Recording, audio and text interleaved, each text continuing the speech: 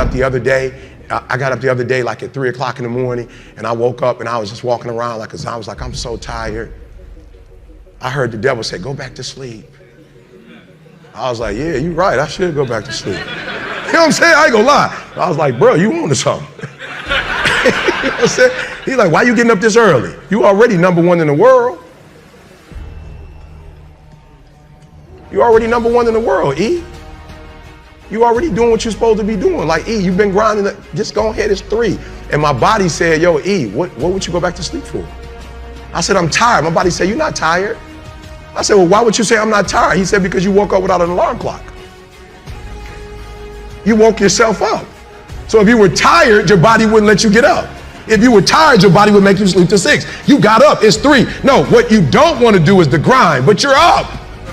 So do me a favor, Eric, you don't even have to do anything. You don't even have to work. You've been getting up at 3 so early in the morning, don't even worry about it. Just put your shoes on, and when you get on the treadmill, it's just going to do it for you because you've been doing it every day for 3 o'clock in the morning. For real. My body said, all you got to do is put your shoes on. That's the hardest thing you got to do. Just put your shoes on, and I'll do the rest.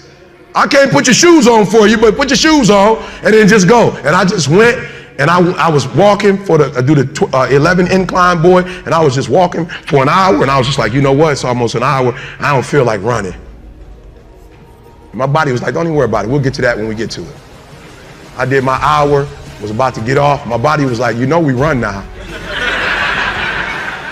I said, what? We run now, let's go. You ain't tired?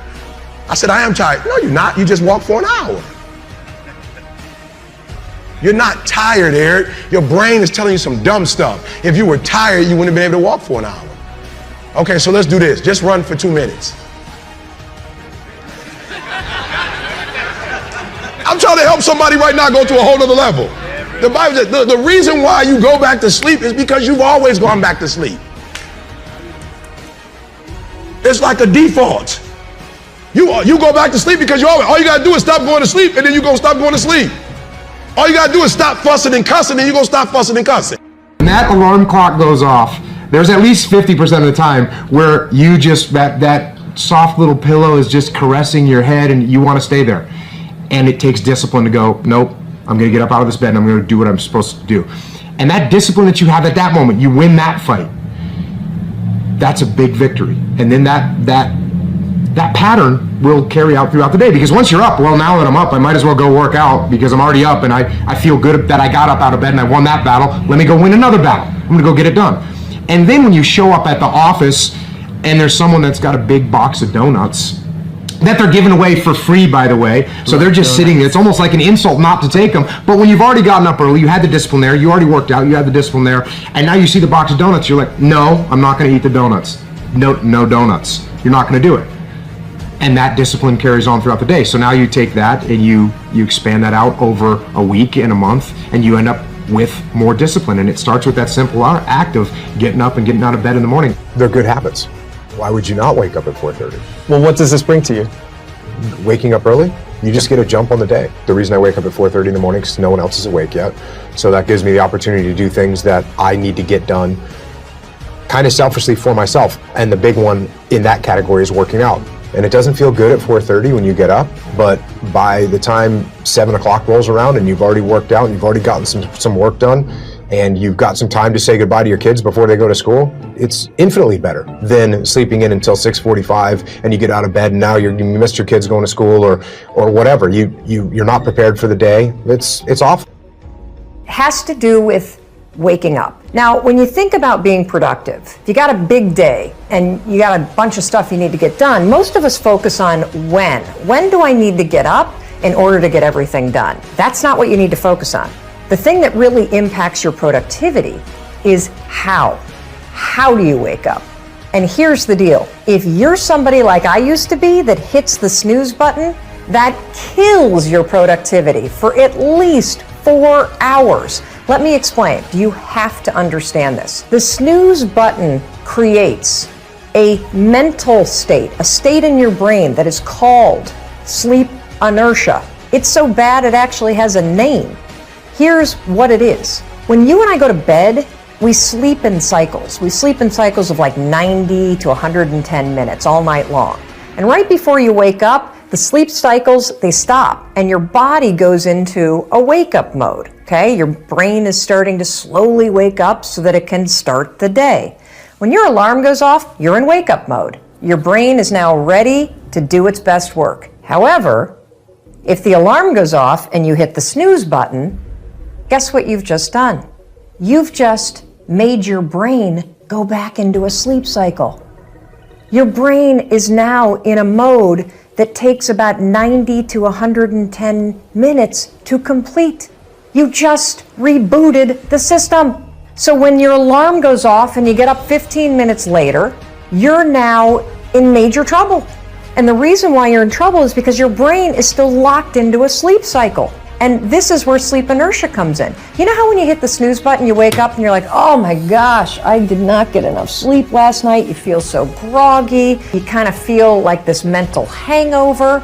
That is sleep inertia. Here's the deal. Your brain, the cortic region of your brain, which is responsible for decision making, attention, alertness, self-control, that sucker is still in a sleep cycle. And now that you're awake, it's going to take the cortical region almost 4 hours to actually snap out of that sleep cycle. That's why you feel groggy. It's because the part of your brain that's responsible for critical thinking and being alert, it's actually still asleep. If you don't already do this, you've got to train yourself to be the kind of person that doesn't use the snooze alarm. Because when you hit the snooze alarm, you're not only putting your brain in a state of sleep inertia, you are directly impacting your productivity, your alertness, and your brain processing for the first 4 hours that you're awake. That's making life harder. I'm all about making life easier. So tomorrow, when the alarm goes off, I don't care how tired you are, I don't care how much you don't want to get out of bed, I want you to remember this.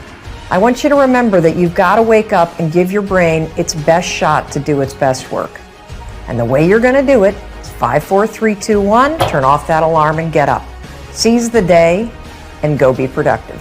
When you wake up in the morning, your willpower is strongest. When you wake up in the morning, you've got a full well of mental focus, and we know that focus in our world is even more valuable than intelligence. And I could go on the benefits. I mean, you get up at 5 a.m., you've got the world to yourself. There's no crowds. You can think, you can plan, you can care for yourself in a world where so many people are so depleted. And so the 5 a.m. club really is a game changer. And then it's not just get up at 5 a.m. and, scratch your stomach or stare up at the ceiling. Or look at your phone. Or look at, especially not, I believe you can play with your phone or change the world. You don't get to do both. Yeah. And so the 5 a.m. club method is based on the 20-20-20 formula. I'm happy to get into it, but that is tell us what it is. That's the revolutionizer. And it started from my experience with working with many billionaires. I've coached many of the most successful financiers and titans of industry for over 2 decades. And one of the things I would run them through is the way you begin your day sets up the way you live your day. And so the 20-20-20 formula that the book is based upon is pretty simple. I go into great detail in the book, but essentially it's from 5 to 5:20. The first pocket is move. And I'm a fanatic about neuroscience, and why do you get up and move? Because you're going to release serotonin, which is going to make you feel better. You're going to release dopamine, which is the pleasure and inspirational neurotransmitter. You're going to release norepinephrine, which will boost your focus. You'll promote neurogenesis. Marie, you can actually grow new brain cells. Oh, You'll hell yeah, increase your metabolic rate. So the way you feel when you first wake up is not the way you're going to feel at 5:20. Second pocket of the 20-20-20 formula, 20 minutes from 5:20 to 5:40. That's on reflection. So a lot of us are busy, but what's the point of being busy if you're doing the wrong things? The billionaires, the great creatives, the people of great impact, the people who live beautiful lives are very intentional. They're very deliberate. They're very conscious. So for 20 minutes, you write in a journal. You can visualize. You can pray. You can meditate. You can simply contemplate how you're going to live your day, what you want to stand for during the day, for example. And then the final pocket of the 20-20-20 formula is all about grow. And that's where you just read from a biography or a business book or a philosophy book or a... Or watch a Marie TV. Well, especially watching Marie TV. That's, yeah, of course. That's the game changer, isn't it? And so that's 20 minutes of growing, because I think we're most alive when we are growing. Yes. And I believe the leader who learns the most wins.